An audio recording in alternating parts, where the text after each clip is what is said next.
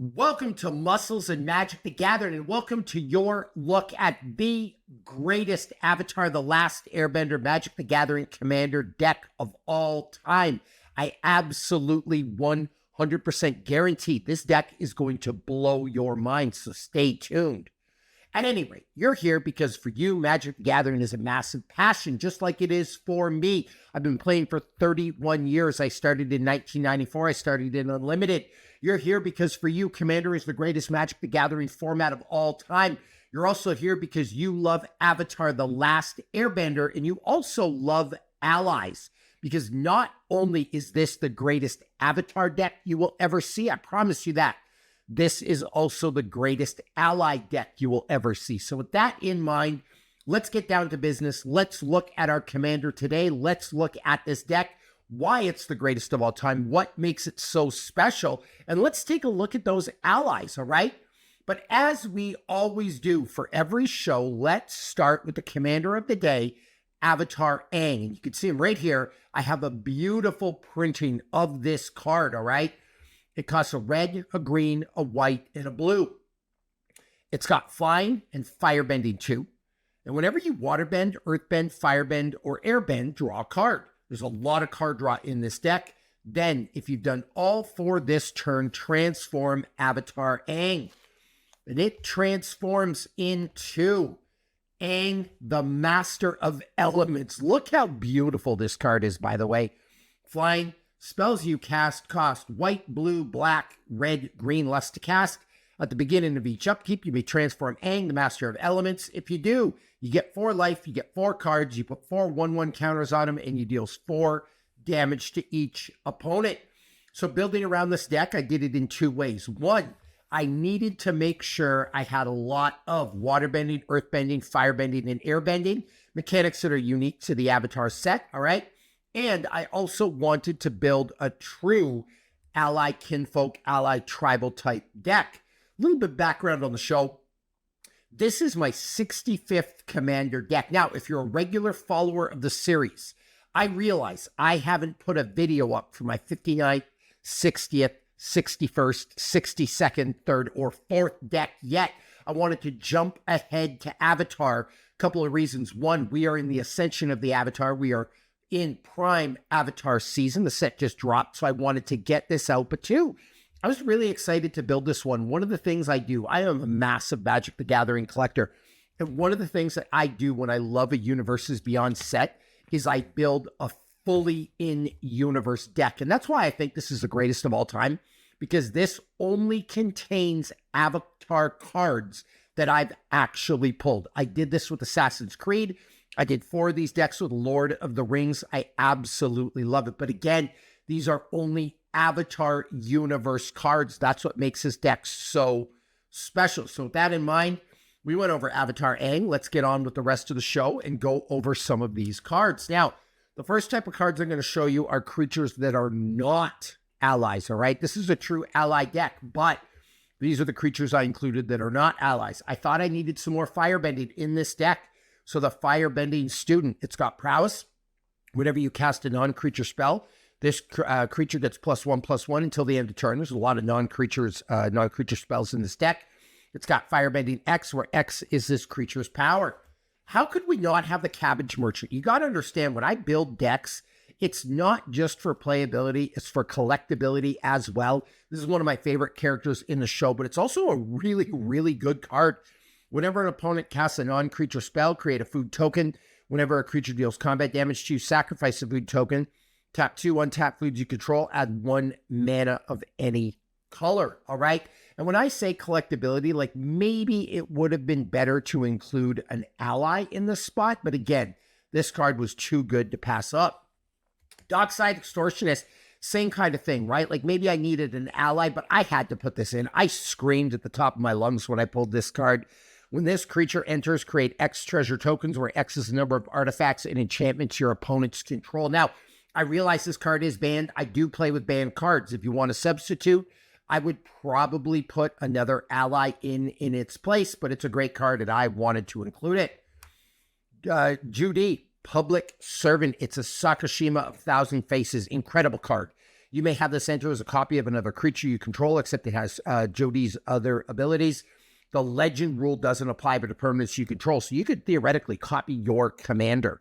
All right, and then look at this beautiful foil printing of the Badger Mole Cub, one of the best cards in this set. When this creature enters Earthbend 1, whenever you tap a creature for mana, add an additional green mana, so the Badger Mole Cub. And I always try when I build these decks to put the best printing possible, because the collectability and the value of this deck is really important to me, or of my decks of my collection, right? Some people play or collect Magic or build only to play. I've got kind of dual purpose. I play and I collect. So Badger Mole Cub, welcome to the Avatar universe. Welcome to the show. Now let's go over the ally cards. And this is a true ally Kinfolk deck. One of the things I like to do, and I'm going to show you the first card I included here, Iroh, Dragon of the West. Great card. Wish I had a better version of it, but this is a card that I pulled. All right, it costs 4 mana. It's got haste. It's got mentor. Whenever this creature attacks, put a 1/1 counter on target attacking creature with lesser power. There is going to be a low-key 1/1 counter kind of theme to this deck as well. At the beginning of combat, on your turn, each creature you control with a counter on against Firebended 2 until the end of turn. Great card. We have Boomy Unleashed.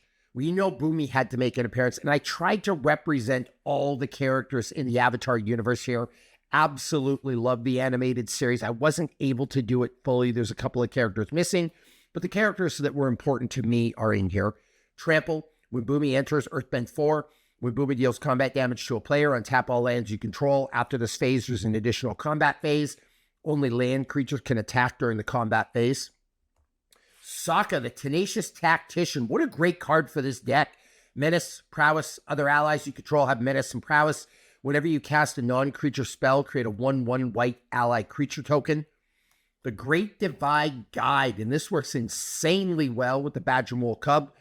Each land and ally you control has add 1 mana of any color. I get this in the Badger Mole Cub on the field at the same time. It is Mana Ramp City, and Mana Ramp's a mega important part of building a good commander deck. We have Aang at the Crossroads. When Aang enters, look at the top 5 cards of your library. You may put a creature card with mana value 4 or less. There's plenty of those in this deck. From among them onto the battlefield. Put the rest on to the bottom of your library in a random order. Whenever another creature you control leaves the battlefield, transform Aang, and it transforms into Aang, the Destined Savior.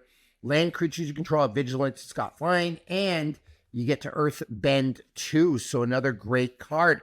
I said this was an ally deck, and that's important to me because I am on the quest for 100 commander decks, all right? But in those 100, I want all kinds of different decks. I want a goblin deck. I want an elf deck. I want a sliver deck. I want a crab deck. I want a cat deck. I want a rabbit deck. I want all the Kinfolk groups represented. And also play styles, right? 1/1 counters, artifacts, energy. Like, I want a variety. So this is the set that has allowed me to build a true ally deck as well. So not only is this Avatar, it's an ally deck, and there's a ton of ally synergy in this deck. And like I said, just to reiterate, these are only in-universe, Avatar in-universe cards, if you will, because there is a difference between Magic in-universe and then Universes Beyond, right? But only Avatar cards in this set. Toph, the first Metal Bender. I want to build this as a commander too. It's a great card. Non-token artifacts you control are lands in addition to their other types at the beginning of your end step, Earthbend 2. One of the better cards in the set, one of the more valuable ones, Appa Steadfast Guardian. Flash, flying. When it enters, airbend any number of other target non-land permanents you control. Whenever you cast a spell from exile, create a 1/1 white ally creature token. There's a huge token theme in this as well. I wish there would have been a reprint for Anointed Procession for this deck. I would have put it in Renewed Solidarity, although we just saw that in Ether Drift, because those cards work insanely well in this deck. But here we are. Aang, Swift Savior. Flash, flying. When Aang enters, airbend up to 1 other target permanent, and then it's got waterbending 8 to transform it, and that transforms into Aang and Law, Ocean's Fury, pivotal part of the series. Reach, Trample, whenever Aang and Law attack, put a 1/1 counter on each tapped creature you control. Again, I told you there's a 1/1 counter theme to this deck, all right? I think it's built in with the allies. We have the Moon Spirit. Flying, Vigilance, Waterbend. You may cast a non-creature spell from your hand without paying its mana cost. Hakoda, Selfless Commander. This is a great ally card. You look at the top card of your library at any time. You can cast ally spells from the top of your library. You sacrifice it, and creatures you control get +0/+5 and gain indestructible until the end of turn. Fire Lord Zuko. Firebending X, where X is Fire Lord Zuko's power. Whenever you cast a spell from exile, and honestly, I didn't realize this, but this is going to happen a lot with airbending. You put a 1/1 counter on each creature you control. So with all the airbending and this, our creatures are going to get right out of control. Zhang, the Deserter. Firebending 1. It's got Exhaust 3. Put a 1/1 counter. There we are again on Zhang. When you next cast a lesson spell this turn, copy it. You may choose new targets for the copy. Top the Blind Bandit. Toph enters Earthbend 2. Toph's power is equal to the number of 1/1 counters on lands you control. We have the Earth King. Kind of a cool card. When the Earth King enters, create a 4/4 green bear creature token. I do want to build a bear deck as well. So this I'm going to need an extra copy of this card for that. Whenever one or more creatures you control with power 4 or greater attack, search your library for up to that many basic land cards. Put them onto the battlefield, tapped and shuffle. Haru, Hidden Talent. Whenever another ally you control enters, Earthbend 1. Grand, beautiful promo version of this, all right? Shout out to Coral Sword for getting me that. One of the best LGSs on the planet. It's out of Houston. Absolutely love it. Run by a couple of really, really good friends of mine, David and Talia. But whenever Grand becomes tapped, draw a card, then discard a card. Non-creature spells you cast cost 1 less to cast as long as there are 3 or more lesson cards in your graveyard. Earthen Ally. This creature gets +1/+0 for each color among allies you control. You pay a bunch of mana. You can Earthbend 5. Beautiful printing of Suki, Courageous Rescuer, Sokka's girlfriend. Other creatures you control get +1/+0. Whenever another permanent you control leaves the battlefield during this turn, create a 1/1 ally creature token. Speaking of Sokka, Bold Boomeranger. When Sokka enters, discard up to 2 cards and draw that many cards. Whenever you cast an artifact or lesson spell, put a 1/1 counter on Sokka. Momo, Friendly Flyer. The first non-lemur creature spell with flying you cast during your turns costs 1 less to cast. Whenever another creature you control with flying enters, Momo gets +1/+1 till the end of turn. Honestly, not the most usable card in this deck, but it's a low casting cost, it's a chump blocker, and how could we have an Avatar deck without Momo, all right? Smellerbee, Rebel Fighter, and that's from like the Jumpstart version of the set. I think they're calling it Eternal, but the first strike, other creature you control have haste, and whenever it attacks, you may discard your hand. If you do, draw cards equal to the number of attacking creatures. Sun Warriors, pivotal part of the show. Firebending X, where X is the number of creatures you control. You tap it, create a 1/1 white ally creature token. Katara, the Fearless. If a triggered ability of an ally you control triggers, that ability triggers an additional time. And then Katara, Bending Prodigy. At the beginning of your end step, if Katara is tapped, put a 1/1 counter on her, and then you can waterband 6 to draw a card. Now, the question I have for you, is this a true ally deck? Let's check. How many allies do we have? 1, 2, 3, 4, 5, 6, 7, 8, 9, 10, 11, 12, 13, 14, 15, 16, 17, 18, 19, 20. We passed the threshold. 21, 22, 23, 24. And with our Commander Aang, 25 allies. So I checked that box. This is a true ally set. All right, moving on from allies. Sorceries and Instants. We have Avatar's Wrath, great board wipe. Asymmetrical board wipe. In a way, choose up to 1 target creature, then airbend all other creatures. Until your next turn, your opponents can't cast spells from anywhere other than their hands. Exile Avatar's Wrath. Spirit Water Revival. As an additional cost to cast this spell, you may waterbend 6. Draw 2 cards. If the additional casting cost was paid, you instead shuffle your graveyard into your library. Draw 7 cards, no maximum hand size for the rest of the game. Shattering Spree. You don't have enough removal in your commander deck. This fits. Get rid of a target artifact. We have an airbending lesson. Airbend target non-land permanent, draw a card. We have a firebending lesson. Do some damage, all right, to a target creature. We have the earthbending lesson where you can earthbend 4. And we have the waterbending lesson. We have a lot of lessons in this deck. Not as many as I would like, but, you know, got to wait for more lessons, I guess.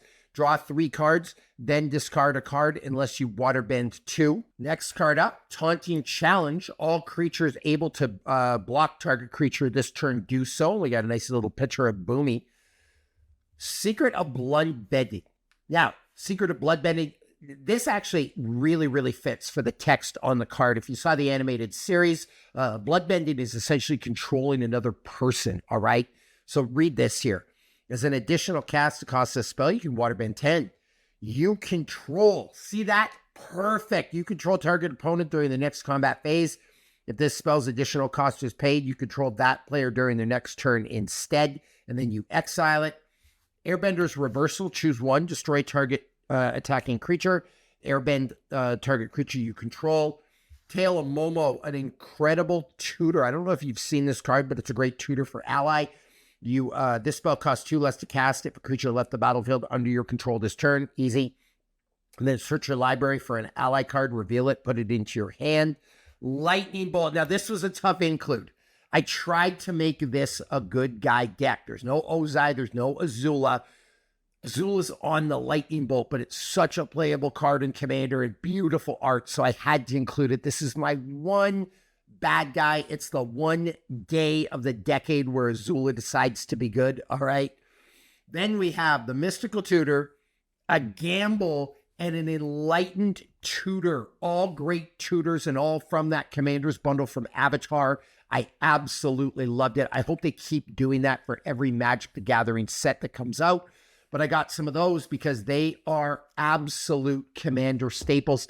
Speaking of Commander staples, as we move on to artifacts, we also got an Arcane Signet, we got a Swiftfoot Boots, and we got a Soul Ring. And I love that they did this because I always want to build a Universes Beyond only deck. And sometimes it's hard to do. Like, it's hard to do without a Soul Ring or an Arcane Signet or a Swiftfoot Boots. You realize how playable they are. I wish they did Lightning Greaves as well. I wish they did some of the Talismans. But these were like a much welcomed addition to this deck. All right, those Commander bundles are absolutely wild. The White Lotus Tile, great for any Kinfolk group. I'm going to need a bunch of these. This artifact enters tapped. And if you tap it, add X mana of any one color, where X is the greatest number of creatures you control that have a creature type in common. I need one for my Goblin deck. I need one for my Humans deck. I need one for my Vampire deck, right? I want more White Lotus Tiles. Bender's Waterskin. I'm going to go on record and say this is the greatest, like, 3-drop mana rock of all time. Untap this artifact during each other's players in tap step. Tap and add 1 mana of any color. You're going to get a lot of value from this. I know a lot of people are cold on 3-drop mana rocks, but a lot of value. And look at this, the Great Henge. How could I not include this? The Banyan Tree. This spell costs X less to cast, where X is the greatest power among creatures you control. You can add 2 green mana, you gain 2 life, and then you can add 1/1 counters. So again, that 1/1 counter theme. Those are our artifacts. Now we're moving on to enchantments. And we've got a bunch of these sagas. We've got Kurik, we've got Kyoshi, and we have Yang Chen. All great sagas. They all do different things. One of the cool things about them, in the final step, you can transform them, and they transform into their respective planeswalkers. So we've got these legends. They are absolutely awesome. I still need Roku. I didn't get one, but I will put that in when I get it, if you're wondering where Roku is. We have the Mystic Remora. Great card for a game of Commander. I absolutely love it. And I was really, really excited to get it in the Avatar version. Then we have all these Ascension cards. We have the Airbender Ascension. When this enchantment enters, airbend up to 1 target creature. Whenever a creature you control enters, put a quest counter on this enchantment. At the beginning of your end step, if this enchantment has 4 or more quest counters on it, exile up to 1 target creature you control, then return it to the battlefield under its owner's control. Earthbender Ascension. When this enchantment enters, Earthbend 2. Then search your library for a basic land card, put it onto the battlefield, tap, then shuffle. And it's got landfall. Whenever a land you control enters, put a quest counter on this enchantment. When you do, if it has 4 or more quest counters, put a 1/1 counter on a target creature you control. It gains trample till the end of turn. Firebend Ascension. When this enchantment enters, create a 2/2 red creature token with firebending. Whenever a creature you control attacking causes a triggered ability, that creature to trigger, put a quest counter on this enchantment. If it has 4 quest counters, you may copy that ability, choose new targets for the ability. Then we have Waterbender Ascension. Whenever a creature you control deals combat damage to a player, put a quest counter on it. If it has 4 or more, draw a card. And then Waterbend 4, target creature can't be blocked. And these are really good. I haven't mentioned this enough, but you want cards in this deck that are going to be able to trigger Aang, and you trigger him with firebending, earthbending, waterbending, stuff like that. So I wanted to make sure there was a lot of cards with all the bending in here. Soka's Charge. Allies. During your turn, allies you control have double strike and lifelink. Descendant's Path, and I do need this. This was hard to put in this deck because I really wanted to put it in my elf deck. But at the beginning of your upkeep, reveal the top card of your library. If it's a creature card that shares a creature type with a creature you control, you may cast it without paying its mana cost, like bonkers in my Lathril deck or my Marwyn deck or my Savannah deck. If you don't cast it, put it on the bottom of your library. Tectonic Split, really cool card. So basically, as you cast this, you're going to sack half your lands. It's got hexproof, but lands you control then have had 3 mana of any color. I think that's a good trade. Fated Firepower. Flash. This enchantment enters with X fire counters on it. And if a source you control would deal damage to an opponent or a permanent an opponent controls, it deals that much damage plus an amount of damage equal to the number of fire counters on this enchantment instead. Beautiful printing of it. An Obsessive Pursuit. When this enchantment enters at the beginning of your upkeep, you lose 1 life, create a clue token. Whenever you attack, put X 1/1 counters on target attacking creature, where X is the number of permanents you've sacrificed this turn. If X is 3 or greater, that creature gains lifelink till the end of turn. So those are our enchantments. And again, I always try to put the most beautiful printing I own in my decks. It's how I display my collection. It's why. Why do you think I have 65 commander decks right now? Because it's the ultimate way to display your collection. I included a bunch of basic lands, and they're all Avatar lands, all right? And I tried to use all foil.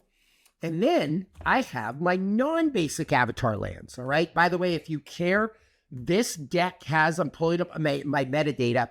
I didn't mention this, but I will put a link to this deck in the show notes.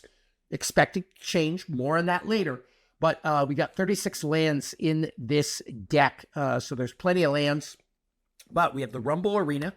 It's got Vigilance. When this land enters, scry 1. You ask why a land has Vigilance, because obviously we're going to Earthbend it, right? And then you can add 1 mana of any color.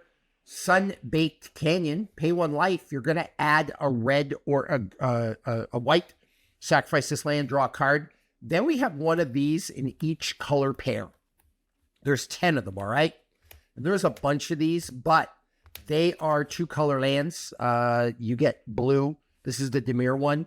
But you could sacrifice this land, draw a card, and there's 1 of these. So there's 10 of them all in each color pair. And then we have a rare land cycle. Boss things say, this land enters tapped unless you control a basic land. You can add a green mana, or you can Earthbend. Abandoned Air Temple, you add a white land. And you can add a 1/1 counter to each creature you control. Fire Nation Palace. Target creature you control gains Firebending 4 until the end of turn. Agnikella, the special ability there is draw a card and discard a card. And then the Jasmine Dragon Tea Shop. Add a mana. Add 1 mana of any color. Spend this only for ally spells. I told you this was an ally Kinfolk deck. And then the special ability there, you can create white ally creature tokens. And that, my friends, my fellow Avatar enthusiasts, you know what I did there? This is my Avatar deck, and the greatest Avatar deck of all time. And why? Again, because this is the most real Magic the Gathering channel you will find anywhere. There were no proxies here. There were no graphics on the screen. I'm not hypothesizing at how to build a deck. I actually built this deck with cards I actually pulled. And the thing I'm most proud of, I didn't have to go buy singles. Like, these were cards I pulled down. Put this deck together, in fairness. I opened 2 collector's boxes, a play booster box, 1 of the jumpstart boxes, 2 commander bundles, and a regular bundle. So I opened a lot of product, but I didn't just get this. I am about 11 cards down of a complete set on top of this. And that includes cards in this set. Like, if it's in this set, I'm not double using them and saying, oh, I have this for my set as well. So I really, really did well. So I've almost got a binder that's a complete set, and I have this beautiful, beautiful Avatar Aang deck. And again, it covers a couple of needs for me. One, it built that Universes Beyond set only using Avatar cards, and it's an ally deck. It's also really cool with the earth bending features, fire bending, all the bending features, because it's a totally unique mechanic. Again, in my 10 decks, I want to have totally unique mechanics. But before I go, I want to give you a bit of metadata on the deck.